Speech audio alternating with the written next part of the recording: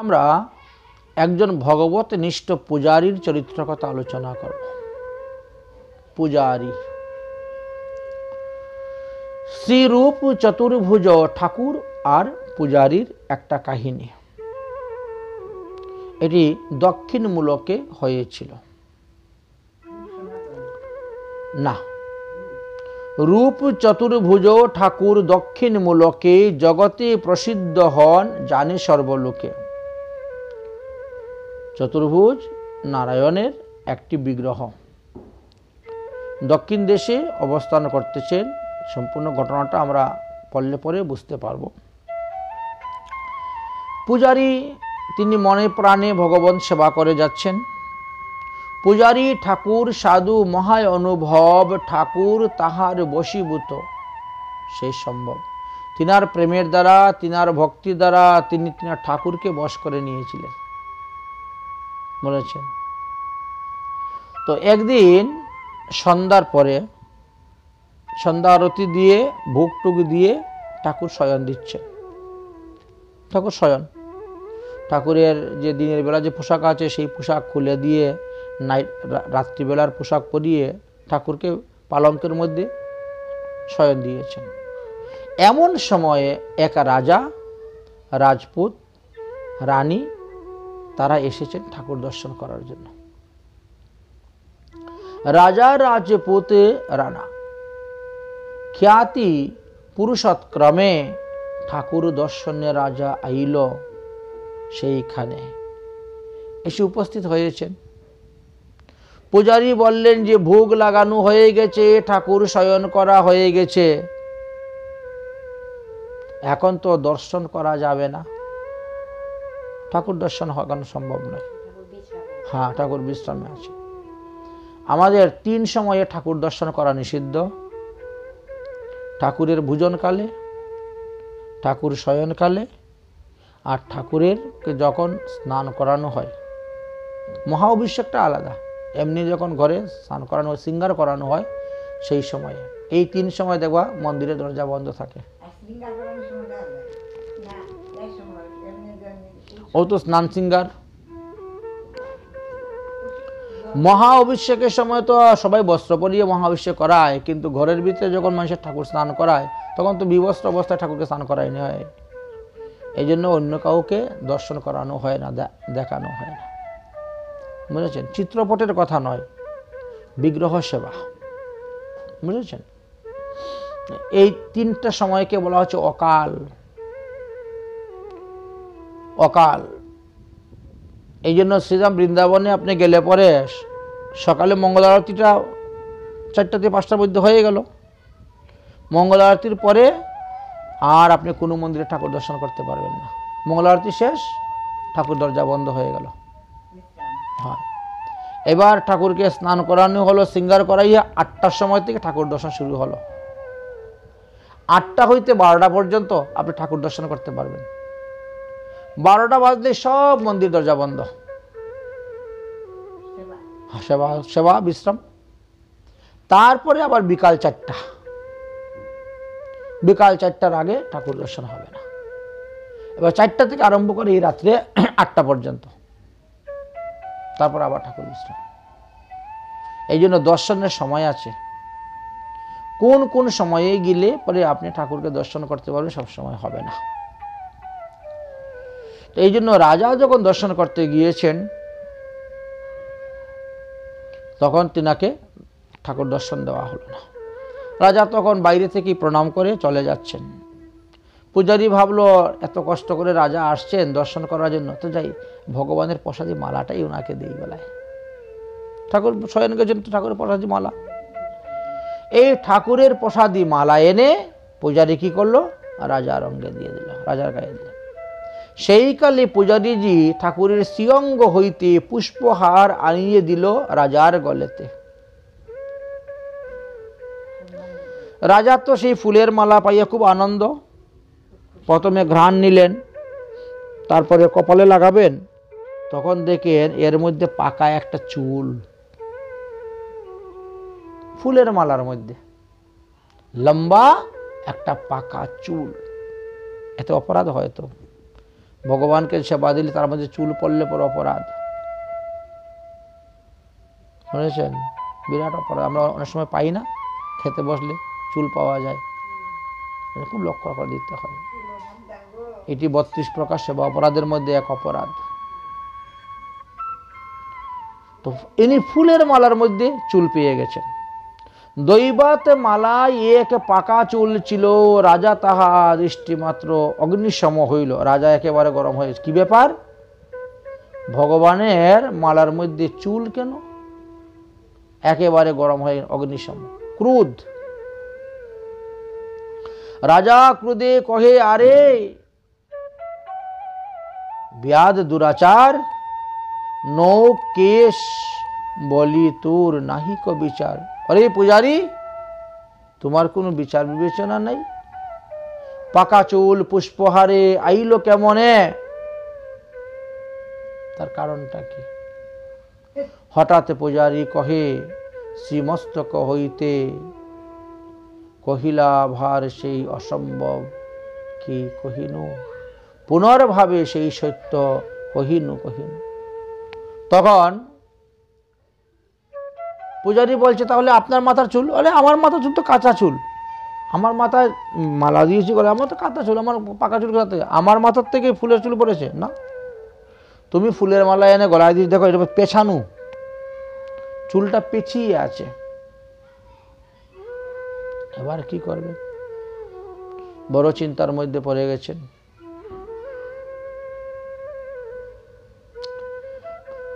হঠাৎ পূজারী কহি, শ্রীমস্তক হইতে কহিয়া ভার সেই অসম্ভব কি কহিনু, পুনর্ভাবে সেই সত্য কহিনু কহিনু। তখন বলছে, তাহলে মনে জগন্নাথের মাথার চুল। পূজারী বলছেন যে জগন্নাথের মাথার চুল।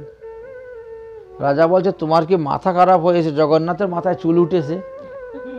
ভগবানের, হ্যাঁ, ভগবানের মাথার মধ্যে চুল উঠেছে, এ কি বলছো? রাজা পুনর গালি পারে, তেশাঙ্কর করয়, আরে দুষ্ট, শ্রী অঙ্গে কি পাকা চুল হয়? ভগবানের মাথায় পাকা চুল হয়, এই কথা তো কোনোদিন শুনি নাই। ভগবান রামচন্দ্র 11,000 বছর রাজত্ব করে গিয়েছেন, তিনার একটা দাড়ি উঠে নাই, একটা গুফ উঠে নাই, তিনার চুল কখনো পাকে নাই। ভগবান কৃষ্ণচন্দ্র 125 বৎসর ধরাধামে লীলা করে গিয়েছেন, গুপদারি তো উঠে নাই, মাথার চুলও পাকে নাই, দেখতে একেবারে 15 বৎসরের কিশোর বালকের মতন। তারপরে মহাপ্রভু 48 বৎসরে সে করে গেলেন লীলা, তিনার কোনো গুপদারি উঠল না, চুল পাকলো না। আর তুমি বলছো ভগবানের মাথায় পাকা চুল, আর ফুলের মালা খুলে এনে দিতে গিয়ে লেগেছে। আরে পাকা চুল তো তোমার মাথায়, পূজারীকে বলতেছে। তাহলে তুমি এই মালা, ভগবানের প্রসাদী মালা, তুমি তোমার গলায় দিয়েছো, আর তারপর তোমার গলার থেকে খুলে এনে আমার গলায় দিয়েছো।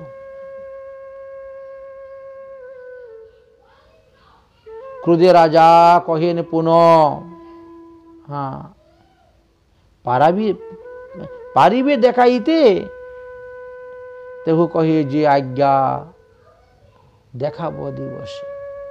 রাজা বলছে, তুমি যে বলছো ভগবানের মাথায় চুল উঠেছে, ভগবানের মাথার চুল পাকা চুল, তুমি কি দেখাইতে পারবে আমাকে ভগবানের মাথায় চুল পাকা চুল? পূজারী তখন বলে, ঠিক আছে, আপনি যখন দেখতে চাচ্ছেন তো কালকে আসবেন, কালকে আমি আপনাকে দেখাইব। আর পূজারী তো ভগবানকে বশ করে নিয়েছেন, এমনভাবে ভগবানের ভক্ত কথা হতো সেই রকম ভক্ত। আচ্ছা, দেখাইব, ঠিক আছে, কালকে আসবেন। রাজা কহে, যদি কাল্য পারো দেখাইতে, নতুবা করিব দূর করিয়া উচিতে। তাহলে তুমি না দেখাইতে বলে তোমাকে চাকরি থেকে বের করে দিব, পূজারীর কার্য থেকে বের করে দিব, আর আমার দেশ থেকে বিতাড়িত করে দিব, আমার দেশে থাকতে দিব না তোমাকে। এত কহি রাজা চলি গেলা নিজ ঘরে, পূজারী উদ্বিগ্ন মনে চিত্ত স্থির নহে। পূজারী তখন বড় চিন্তার মধ্যে পড়ে গেলেন। তিনি ভগবানের শরণাপন্ন হয়ে গেলেন যে হে ভগবান, এই বিপদ থেকে আমাকে রক্ষা করো, আমাকে রক্ষা করো বলে তিনি এখন ভগবানকে ডাকতে শুরু করলেন। মূরদণ্ড হোক তাহা নাহি দায়, পাছে মোর প্রভু যে সেবাতে ছুটায়। আমার দণ্ড হোক এতে আমার দুঃখ নেই, কিন্তু ঠাকুর সেবার থেকে আমাকে বঞ্চিত করে দিবেন। রাজা বলছে কালকে থেকে তোমাকে আর এখানে পূজারী রাখবো না, তোমাকে আমার দেশের থেকে বিতাড়িত করে দেব। সেখানেই আমার দুঃখ, তোমার সেবা ছেড়ে যে আমি চলে যাব। আমার দণ্ড হোক তাতে আমার দুঃখ নেই, সেবাটা তো করতে পারতেছি, কিন্তু সেবার থেকে যদি বঞ্চিত হয়ে যায় তাহলে তো আমার সব চলে গেল। এই জন্য তিনার ভয়। মূরদণ্ড হোক তাহা নাহি দায়, পাছে মরি প্রভু যে সেবাতে ছুটায়।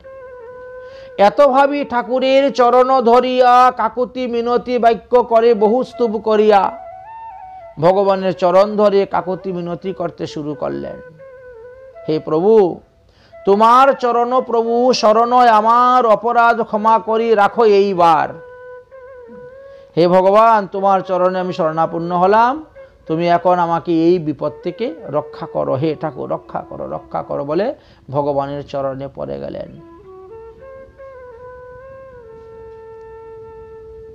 আমার ভক্তি নাই, তুমি তো দয়ার ঠাকুর। আমার ভক্তি নাই, শক্তি নাই তোমাকে আমি মানাবো, তুমি দয়া করে আমার উপর কৃপা।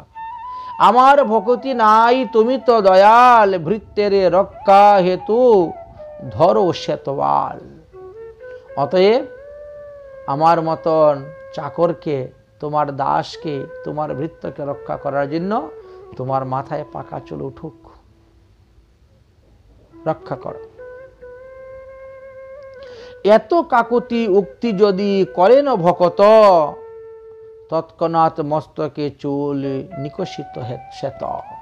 তখনই ভগবানের মাথায় সাদা চুল লম্বা লম্বা হয়ে গেল, শ্বেত চুল হয়ে গেল। তৎক্ষণাৎ মস্তকে চুল নিকশিত শ্বেত, মানে সাদা রঙের চুল, পাকা চুল বেরিয়ে গেল। বিপ্র সাধু সারা নিশি গুণগান করি, পরমানন্দে ভাসে আপনা পাশরি। যখন দেখলো যে ভগবানের মাথার মধ্যে পাকা চুল হয়ে গেছে, তিনি তখন ভগবানের গুণগান করতে করতে আনন্দেতে ভাসতে শুরু করেছেন, আনন্দেতে ভাসে। এদিকে ভোরবেলা মঙ্গল আরতিতে রাজা এসে উপস্থিত দেখার জন্য, দেরি নেই। প্রাতে রাজা কূপে পদার্থিক লইয়া, বিপ্রহে আনহ মূর্হে পরিহাস কইলা। ভোরবেলায় রাজা কি করেছেন, একেবারে পাত্র মিত্র নিয়ে একেবারে হাজির। যাও এখনই গিয়ে তাকে নিয়ে আসো আমার কাছে, সে আমার সঙ্গে পরিহাস করতেছে, উপহাস করতেছে। প্রাতে রাজা কূপে পদার্থিক পাঠাইলা, বিপ্ররে আনহ মরে পরিহাস কইলা। ঠাকুরের শিরে বহে পাকা চুল হয়, এই মতো মিথ্যা কহি মুরে বিড়ম্বয়, আমারে বিড়ম্বনা করেছে। পদার্থিক আসি কহে তরিতে চলহ, পূজারী কহেন মহারাজকে গিয়ে কহ, আমি কেন যাব তার কাছে? আমি কি দোষ করেছি, কি অপরাধ করেছি আমি রাজার কাছে যাব? রাজার যদি দেখতে হয় তো রাজা এখানে আসুক।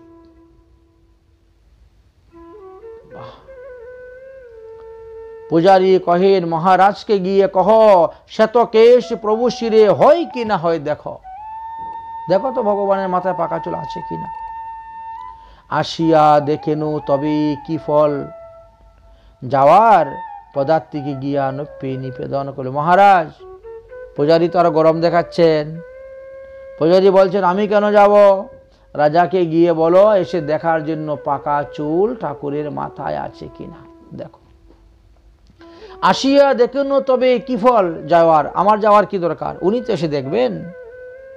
পদার্থকে গিয়া নৈপ্যে নিবেদন কইল, রাজা নিয়মিত মতে দর্শনে গেলা, যাইয়া দেখেন চন্দ্র বদন উজ্জ্বল, আর এক অপূর্ব সৌন্দর্য পাকাবার, মাথার মধ্যে পাকা চুল উঠে বসে আছে, অপ্রাকৃত রূপ সেই অপ্রাকৃত কেশ, কাঁচা পাকা চুলে তার সকলই নিবেশ।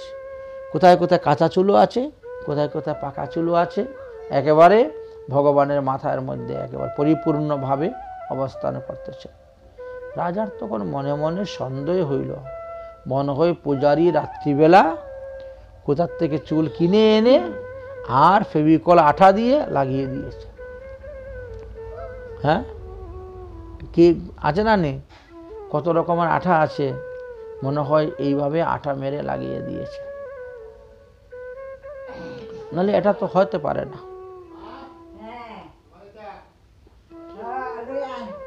সুন্দর সুন্দর যে হয়ে তার সকলই সুন্দর, মৃত্তিকায় মাখিলেও সে হয় মনোহর। দেখিয়া রাজার চমৎকার হইল চিত্তে, অনিমিষে চাহি যেন পুতলিকা বৃত্তে। দেখিতে দেখিতে সেই কৌতুক উঠে মনে, বুঝি এই কৃত্রিম চুল করিল ব্রাহ্মণে। নকল চুল লাগিয়েছে, কৃত্রিম চুল করিল ব্রাহ্মণে, নকল চুল। এত ভাবি নিকটে যাইয়া এক গাছি ধরিয়া মারিল টান, গুছি গুছি এক গুছি ধরে দিয়েছে টান। যেই টান দিয়েছে সেখান থেকে রক্ত বেরা শুরু হয়ে গেছে ঠাকুরের মাথা থেকে। টানিতেই রক্তধারা বহিয়া পড়িল, ভয়ে চমকিয়া রাজা পাছুতে হাঁটিল। সর্বনাশে কি, একই দেখলাম। তখন তিনি ভয় পেয়ে গেছেন, পিছে হাঁটতে শুরু করেছেন এবং ওই ব্রাহ্মণের চরণে পরে ক্ষমা ভিক্ষা চাইতে শুরু করলেন। পুরোহিতের চরণে পরে ক্ষমা ভিক্ষা চাইতে লাগলেন। তখন বিপ্র পায়ে পড়িয়া মিনতি করিল রাজা বহুত দণ্ডবৎ স্তুতি। হে বিপ্রবর, আমি তোমাকে তিরস্কার করিয়াছি, আবার ঠাকুরকেও পরীক্ষা করতে গিয়েছি, আমার অপরাধ ক্ষমা করো, ক্ষমা করো। কিন্তু সেই হইতে রাজার সন্তান আজ্ঞা নাহি ঠাকুরের দিয়া দর্শন। সেই দর্শনে যায় তৎক্ষণাৎই মরে, অদ্যবধি দর্শনে নাহি যায় ডরে। তারপরে কি হয়েছিল, রাজার ছেলে মারা গেল অপরাধে, রাজার ছেলে মারা গেল। তার ভয়েতে রাজা আর কোনোদিন এভাবে ঠাকুর দর্শন করতে যায় নাই।